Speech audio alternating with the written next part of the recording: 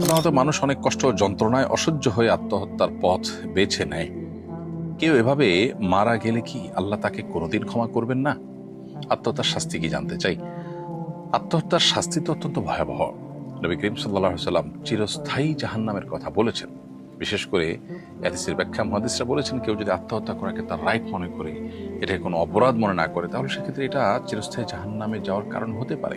আর এমনিতেও নবী করিম সাল্লাল্লাহু আলাইহি ওয়াসাল্লাম আত্মহত্যাকারী ব্যক্তির ঠিকানা জাহান্নাম বলেছেন। যে যেভাবে আত্মহত্যা করবে তাকে সেইভাবে কিয়ামতের ময়দানে শাস্তি দিতে থাকা হবে, কিন্তু তার মৃত্যু হবে না, শুধু কষ্ট হবে। আল্লাহ মাফ করুন। এই জন্য কোনো ইমানদার কখনো আত্মহত্যা করতে পারেন না।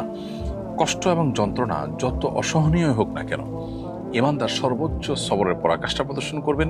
যে কোনো কষ্ট মৃত্যুর মাধ্যমে তার পরিসমাপ্তি ঘটে যায়, বিধায় সর্বোচ্চ স্ট্রাগল করে হলেও আপনাকে সবর